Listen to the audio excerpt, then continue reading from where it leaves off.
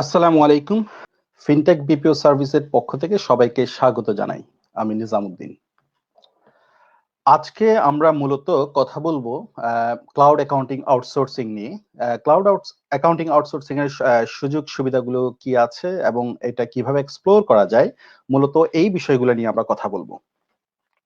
যারা এই বিষয়ে যাদের কোনো আইডিয়া নেই, যারা এই বিষয়ে জানতেন না, আশা করি তারা এখান থেকে নতুন কিছু তথ্য পাবেন। পৃথিবীব্যাপী আউটসোর্সিং এখন অনেক বড় ইন্ডাস্ট্রি। বিশেষ করে এই করোনাকালীন সময়ে যারা আমরা জব ক্ষতিগ্রস্ত হয়েছে বা আমাদের জীবন থমকে আছে, এতে আউটসোর্সিং এর ক্ষেত্রে কিন্তু হয়েছে উল্টোটা। সোর্সিং এর ক্ষেত্রে এর সুযোগ এবং সম্ভাবনা দুইটিই বেড়ে গিয়েছে।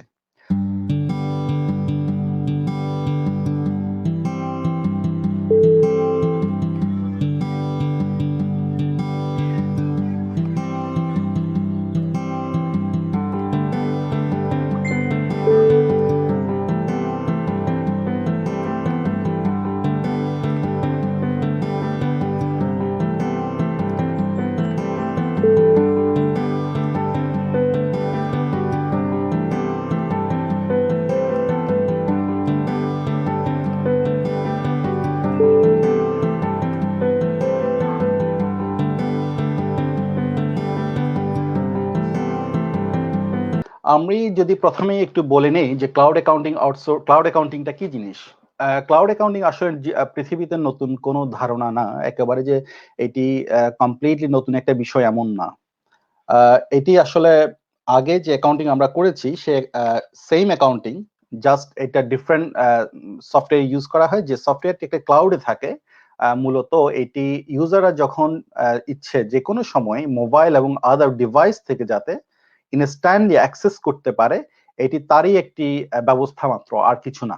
আগে আমরা অ্যাকাউন্টিং এর যে প্যাকেজগুলো ইউজ করতাম, অ্যাকাউন্টিং এর যে সফটওয়্যার ইউজ করতাম, সেই সফটওয়্যার গুলো আমরা ছিল ডেস্কটপ ভার্সন। এগুলো আমরা শুধু কম্পিউটার রাখতে পারতাম, এবং আমাকে যদি আমার ওই ডেটার অ্যাক্সেস করতে হতো তাহলে শুধুমাত্র আমাকে ওই কম্পিউটারে লগ ইন করলে পরে আমরা অ্যাক্সেস করতে পারতাম, অন্যথায় আমরা অ্যাক্সেস করতে পারতাম না। আর ক্লাউডে যেটা হচ্ছে সেটা হচ্ছে যে আপনি পৃথিবীর যে প্রান্তেই থাকুন না কেন, আপনি আপনার ডেটাতে অ্যাক্সেস করতে পারবেন। যেভাবে আমরা ইমেল অ্যাক্সেস করে থাকি, এক্স্যাক্টলি সিমিলার ওয়ে। এবং এটির বড় সুবিধা হচ্ছে যে আপনি যে কোনো ডিভাইস থেকে, কম্পিউটার প্লাস মোবাইল বা ট্যাব, যে কোনো ডিভাইস থেকে আপনি অ্যাক্সেস করতে পারবেন। কিন্তু অ্যাকাউন্টিং এর যে মূল প্রিন্সিপাল ছিল, সে প্রিন্সিপাল ঠিকই আছে। অ্যাকাউন্টিং এর মূল প্রিন্সিপাল একই আছে, এখানেও সেই ডেবিট ক্রেডিট একইভাবেই আছে, কোনো কিছুই চেঞ্জ হয়নি। আচ্ছা, আমি যদি একটু করে দেখি এখন, কথা হচ্ছে যে সেই ক্লাউড অ্যাকাউন্টিং এর, আমরা যে ক্লাউড অ্যাকাউন্টেন্সি বলছি, এটা কি উন্নত বিশ্বে যে আউটসোর্সিং করছে সেটির মার্কেটটা কত বড়, চলুন আমরা একটু দেখে নিই সে মার্কেটটা কত বড়। আমি একটু আগেই বলেছি যে এখানে ডেবিট ক্রেডিট প্রিন্সিপালের কোনো চেঞ্জ হয়নি। অ্যাকাউন্টিং এর যে মৌলিক যে প্রিন্সিপাল ছিল, ডেবিট ক্রেডিট, ওগুলো সব ঠিকই আছে। এখানে যেটি যোগ হয়েছে সেটি হচ্ছে প্রযুক্তির একটি নতুন একটা মাত্রা পেয়েছে প্রযুক্তির কারণে। আমরা আগে আমাদের যে সফটওয়্যার গুলো ছিল, অ্যাকাউন্টিং সফটওয়্যার গুলো ছিল, এগুলো ছিল ডেস্কটপ বেসড, আমরা ডেস্কটপে রাখতাম, এবং যারা ওই ডেস্কটপ ইউজার ছাড়া আর কেউ ওইটাতে অ্যাক্সেস করতে পারতেন না। এখন ক্লাউড অ্যাকাউন্টেন্সি যেটা করেছে, সবকিছুই ঠিক আছে, সে জাস্ট সফটওয়্যারটাকে ক্লাউডে রাখছে।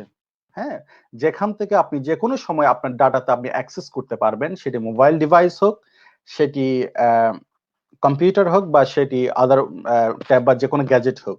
এই হলো ডিফারেন্স, কিন্তু প্রিন্সিপাল যে মৌলিক যে নীতি অ্যাকাউন্টিং এর, সেটির কোনো পরিবর্তন হয়নি।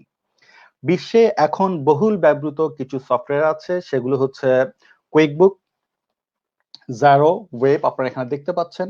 কুইকবুক অনলাইন, জারো, ফ্রেশবুক, ওয়েব, এগুলো হচ্ছে কিছু এখন জনপ্রিয় সফটওয়্যার। এগুলোই মূলত বিশ্বের বিভিন্ন দেশে ব্যবহৃত হচ্ছে।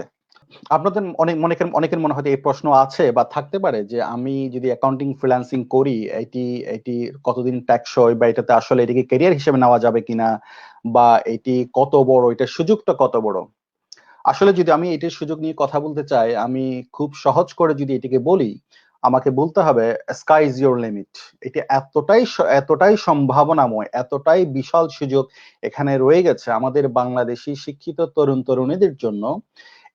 এটির অপরচুনিটির কথা বলে শেষ করা যাবে না। এটির অপরচুনিটি হিউজ, এটি হিউজ।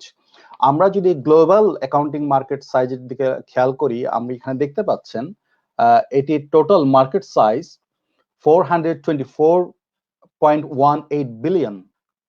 424.18 বিলিয়ন হচ্ছে অ্যাকাউন্টিং এর মার্কেট সাইজ। আচ্ছা, এবং সেটার গ্রোয়িং রেট হচ্ছে 6.6%। আমি যদি শুধু ইভেন ইউকের কথাই বলি, এটি হচ্ছে শুধু ইউরোপ এবং আমেরিকার মার্কেট সাইজের কথা বলা হয়েছে। আমি আপনাদেরকে যে ডাটাটা দিচ্ছি সেটি হচ্ছে ইউরোপ এবং আমেরিকা, এখানে এশিয়া এবং মিডল ইস্ট বাদ পড়েছে।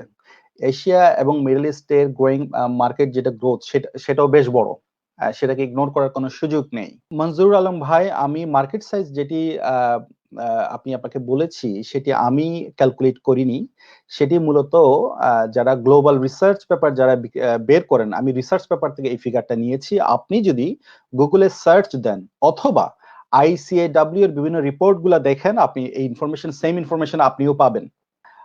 আমি যেটা বলতে চাচ্ছিলাম, যে কথায় ছিলাম, আমি যদি শুধু ইউকের কথাই বলি, ইউকেতে আমি সম্ভবত সর্বশেষ যে রিপোর্ট পড়েছি, এখানের আউটসোর্সিং এর যেইটুকু শুধু আউটসোর্স করা হয়, যে কাজগুলি শুধু আউটসোর্স করা হয়, ওইটার পরিমাণ 2.6 বিলিয়ন। যে পরিমাণ, আমি পুরো অ্যাকাউন্টস ইন্ডাস্ট্রির কথা বলছি না, যে পরিমাণ শুধু আউটসোর্স করা হয়। এখন প্রশ্ন হচ্ছে এটি কারা করে? এটি এই মুহূর্তে করছে ফিলিপাইন, ইন্ডিয়া, পাকিস্তান এবং নতুন নতুন দেশ উঠে আসছে। সে নতুন দেশের তালিকায় কারা আছে? সে নতুন দেশের তালিকায় আছে আমাদের পার্শ্ববর্তী ছোট্ট দেশ নেপাল, এছাড়া আছে ভিয়েতনাম, এছাড়া নতুন যোগ হয়েছে সাউথ কোরিয়া। এরা এখন অ্যাকাউন্টিং এর এই কাজগুলো করছে। এবং মরিশাস, ছোট্ট দেশ মরিশাস, তারাও কিন্তু লার্জ স্কেলে অ্যাকাউন্টিং আউটসোর্সিং করছে। আমি শুধু এখানে আপনাদেরকে একটি ছোট্ট একটা ইনফরমেশন দিতে চাই, একটি কেসকে আমি এখানে এক্সাম্পল হিসেবে নিতে চাই। আমি আপনাদেরকে নামটা বলছি, আপনারা নিজেরাই খুঁজে পাবেন। ইন্ডিয়ার একটি ফার্ম আছে Doshi and co, DOSHI, Doshi and co, আপনারা গুগল করে দেখতে পারেন।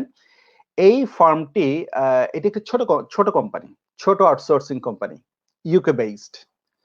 ওনারা ইউকেতে আউটসোর্স করেন accounting product, accounting service outsource করেন। ওনাদের ইন্ডিয়ান অফিসে কাজ করেন 300 কোয়ালিফাইড চার্টার্ড অ্যাকাউন্টেন্টস। এছাড়া ওনাদের সাপোর্টিং স্টাফ আছে আরো প্রায় 700-800। ওনারা ইউকের 3,500 কোম্পানি লুক আফটার করেন, 3,500 কোম্পানিকে সাপোর্ট দেন। এটি হচ্ছে একটা ছোট কোম্পানির অবস্থার কথা বললাম, যেখানে 300 কোয়ালিফাইড চার্টার্ড অ্যাকাউন্টেন্ট কাজ করেন। 300 কোয়ালিফাইড চার্টার্ড অ্যাকাউন্টেন্ট কাজ করেন মানে তারা কিন্তু মেইন ওয়ার্কফোর্স না, তারা ভেরি সিনিয়র লেভেলে কাজ করেন। এটি আমি একটু আপনাদেরকে ধারণা দেওয়ার জন্য বললাম। আচ্ছা, এখন আপনাদের মনে প্রশ্ন হচ্ছে, যেই কাজটুকু ইন্ডিয়া করছে, ফিলিপাইন করছে, পাকিস্তান করছে, ইভেন আমাদের ছোট্ট দেশ নেপাল করছে, সে কাজটা নিশ্চয় খুব কঠিন কিছু?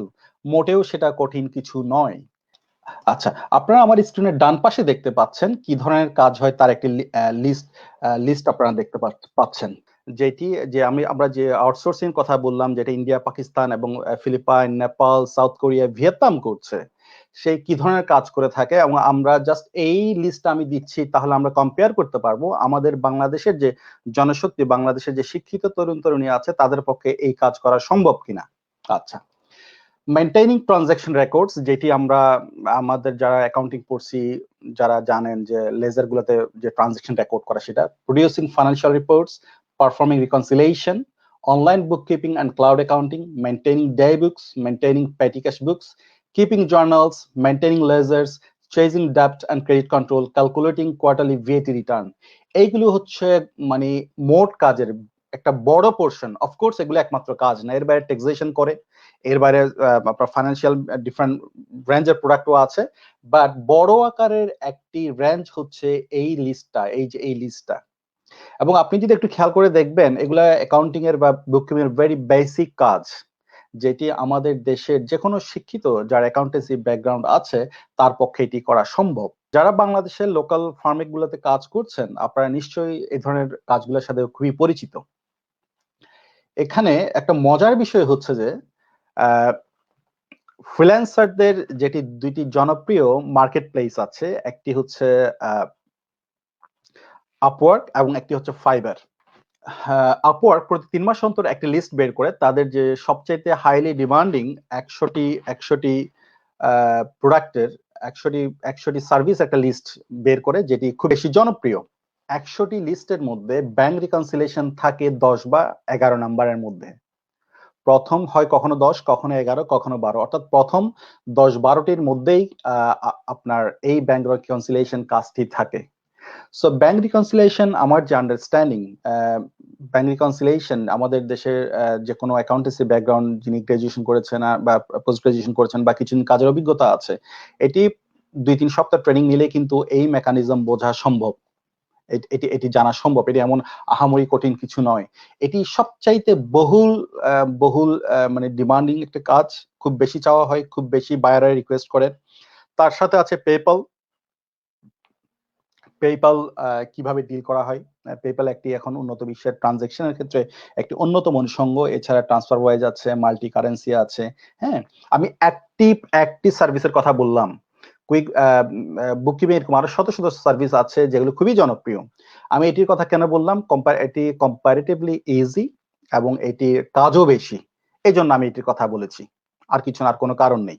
সো এটি যদি কেউ কোনো আমাদের কোনো অ্যাকাউন্টেন্ট, আমাদের বাংলাদেশি যারা অ্যাকাউন্টেন্সি শিখছেন, কাজ করছেন, অ্যাকাউন্টেন্সি সেক্টরে আসতে চান, তাহলে আমার মনে হয় যে এমন আহামরি কিছু না, জাস্ট দরকার প্রপার ট্রেনিং, প্রপার গাইডেন্স, আপনারা আসতে পারেন এই জিনিসগুলো নিয়ে। আচ্ছা, এখন আমি thank you Amin, good evening আপনাকেও। ধন্যবাদ যে আপনি আমাদের প্রোগ্রামে জয়েন হলেন। আমি এই ডেমোটা শেষ করে আমরা আপনার সাথে কথা বলবো। আমি নিশ্চয়ই আপনি আমাদেরকে কিছু, আমাদের যারা আজকে দেখছেন, যে আমাদের তরুণ তরুণীরা, তাদের জন্য আপনি কিছু বলবেন এই এই এই ফিল্ড নিয়ে। এখন আমি যদি দেখি, আমাদের অনেকে যারা এই প্রফেশনে আসতে চাচ্ছেন বা এটা হালকা শুনেছেন, কিছুটা আইডিয়া হয়েছে, বুঝতে পারছেন না কি করবেন, যে কি করা উচিত, কিছু মিথ শুনেছেন, কিছু আসলে রিয়ালিটি কি, এটার জন্য আমরা একটা চার্টের মতো বানিয়েছি। সেটি হচ্ছে যে সরি, মিথ ভার্সেস রিয়ালিটি।